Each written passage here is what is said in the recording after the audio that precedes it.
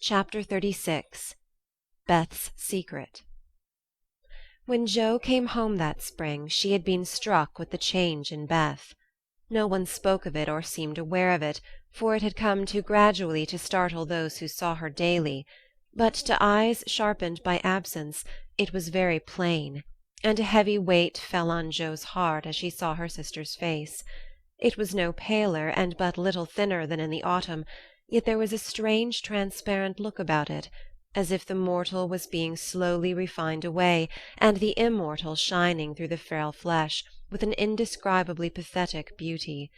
Joe saw and felt it, but said nothing at the time; and soon the first impression lost much of its power, for Beth seemed happy, no one appeared to doubt that she was better, and presently in other cares Joe for a time forgot her fear.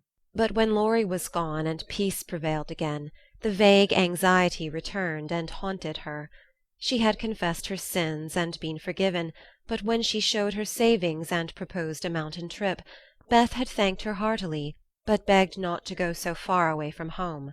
Another little visit to the seashore would suit her better, and as grandma could not be prevailed upon to leave the babies, Joe took Beth down to the quiet place, where she could live much in the open air, and let the fresh sea breezes blow a little colour into her pale cheeks. It was not a fashionable place, but even among the pleasant people there the girls made few friends, preferring to live for one another. Beth was too shy to enjoy society, and Joe too wrapped up in her to care for any one else. So they were all in all to each other, and came and went, quite unconscious of the interest they excited in those about them, who watched with sympathetic eyes the strong sister and the feeble one, always together, as if they felt instinctively that a long separation was not far away. They did feel it, yet neither spoke of it, for often between ourselves and those nearest and dearest to us there exists a reserve which it is very hard to overcome. Joe felt as if a veil had fallen between her heart and Beth's, but when she put out her hand to lift it up, there seemed something sacred in the silence, and she waited for Beth to speak. She wondered, and was thankful also that her parents did not seem to see what she saw, and during the quiet weeks when the shadows grew so plain to her she said nothing of it to those at home, believing that it would tell itself when Beth came back no better.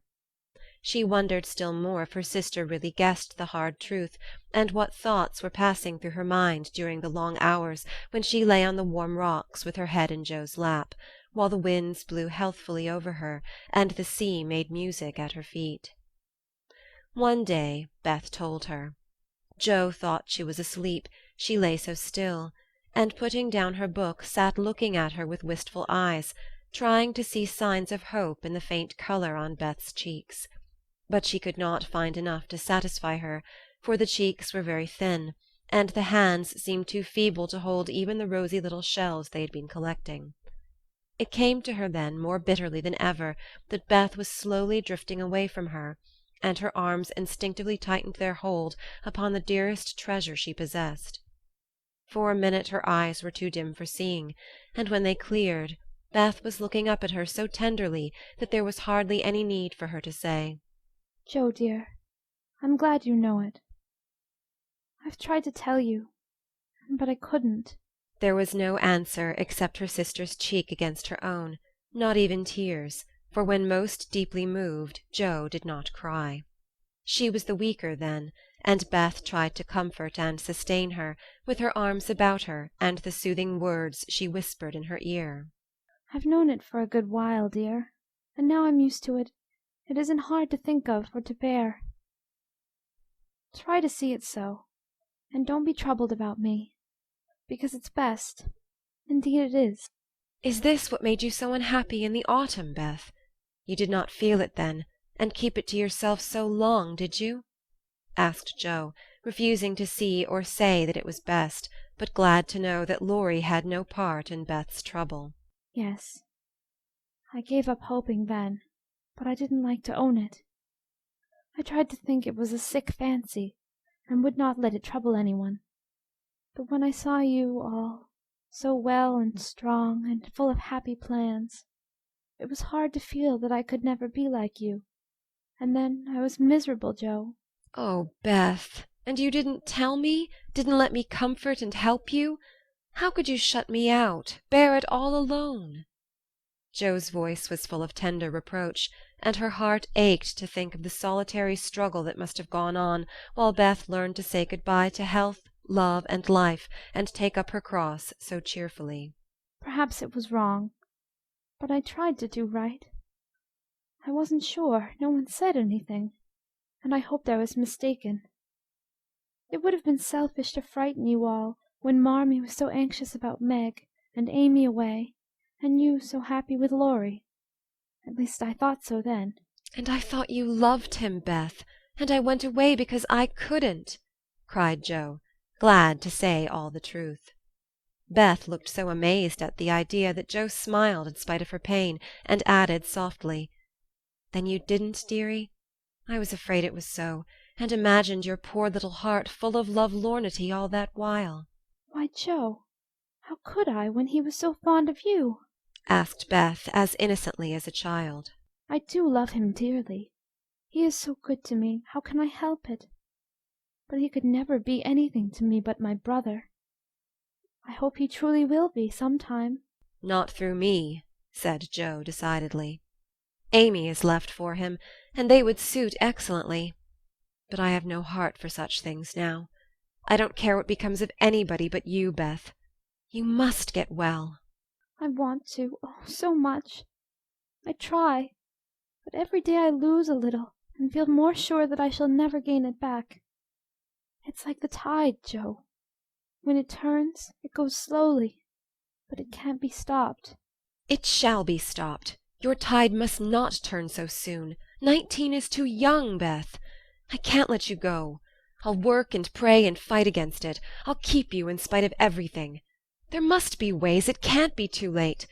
God wouldn't be so cruel as to take you from me," cried poor Joe rebelliously, for her spirit was far less piously submissive than Beth's. Simple, sincere people seldom speak much of their piety. It shows itself in acts rather than words, and has more influence than homilies or protestations. Beth could not reason upon or explain the faith that gave her courage and patience to give up life, and cheerfully wait for death. Like a confiding child she asked no questions, but left everything to God and nature, father and mother of us all, feeling sure that they and they only could teach and strengthen heart and spirit for this life and the life to come. She did not rebuke Joe with saintly speeches, only loved her better for her passionate affection, and clung more closely to the dear human love, from which our Father never means us to be weaned, but through which he draws us closer to himself. She could not say, I'm glad to go. for life was very sweet for her. She could only sob out, I try to be willing, while she held fast to Joe, as the first bitter wave of this great sorrow broke over them together. By and by Beth said with recovered serenity, You'll tell them this when we go home? "I think they will see it without words," sighed Joe, for now it seemed to her that Beth changed every day. Perhaps not. I've heard that the people who love best are often blindest to such things. If they don't see it, you will tell them for me. I don't want any secrets, and it's kinder to prepare them. Meg has John and the babies to comfort her, but you must stand by father and mother, won't you, Joe? "If I can. But, Beth, I don't give up yet. I'm going to believe that it is a sick fancy and not let you think it's true," said Joe, trying to speak cheerfully. Beth lay a minute thinking, and then said in her quiet way, I don't know how to express myself, and shouldn't try to anyone but you, because I can't speak out except to my Joe. I only mean to say that I have a feeling that it never was intended I should live long. I'm not like the rest of you. I never made any plans about what I'd do when I grew up. I never thought of being married, as you all did. I couldn't seem to imagine myself anything but stupid little Beth, trotting about at home, of no use anywhere but there. I never wanted to go away, and the hard part now is the leaving you all. I'm not afraid, but it seems as if I should be homesick for you even in heaven." Joe could not speak. and for several minutes there was no sound but the sigh of the wind and the lapping of the tide. A white-winged gull flew by with a flash of sunshine on its silvery breast. Beth watched it till it vanished, and her eyes were full of sadness. A little gray-coated sand-bird came tripping over the beach, peeping softly to itself, as if enjoying the sun and sea. It came quite close to Beth, and looked at her with a friendly eye, and sat upon a warm stone, dressing its wet feathers, quite at home. Beth smiled and felt comforted, for the tiny thing seemed to offer its small friendship and remind her that a pleasant world was still to be enjoyed. Dear little bird! See, Joe, how tame it is! I like Peeps better than the gulls.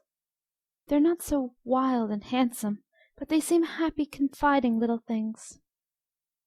I used to call them my birds last summer, and mother said they reminded her of me. Busy, Quaker-colored creatures, always near the shore, and always chirping that contented little song of theirs. You are the gull, Joe, strong and wild, fond of the storm and the wind, flying far out to sea and happy all alone. Meg is the turtle-dove, and Amy is like the lark she writes about, trying to get up among the clouds, but always dropping down into its nest again. Dear little girl! She's so ambitious, but her heart is good and tender, and no matter how high she flies, she never will forget home. I hope I shall see her again, but she seems so far away. She is coming in the spring, and I mean that you shall be all ready to see and enjoy her. I'm going to have you well and rosy by that time," began Joe, feeling that of all the changes in Beth the talking change was the greatest, for it seemed to cost no effort now, and she thought aloud in a way quite unlike bashful Beth. Joe, dear, don't hope any more. It won't do any good. I'm sure of that. We won't be miserable, but enjoy being together while we wait. We'll have happy times, for I don't suffer much, and I think the tide will go out easily if you help me." Joe leaned down to kiss the tranquil face, and with that silent kiss she dedicated herself soul and body to Beth.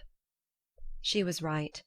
There was no need of any words when they got home, for father and mother saw plainly now what they had prayed to be saved from seeing.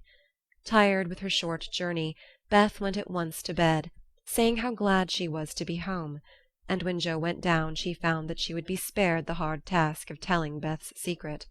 Her father stood leaning his head on the mantelpiece and did not turn as she came in, but her mother stretched out her arms as if for help, and Joe went to comfort her without a word.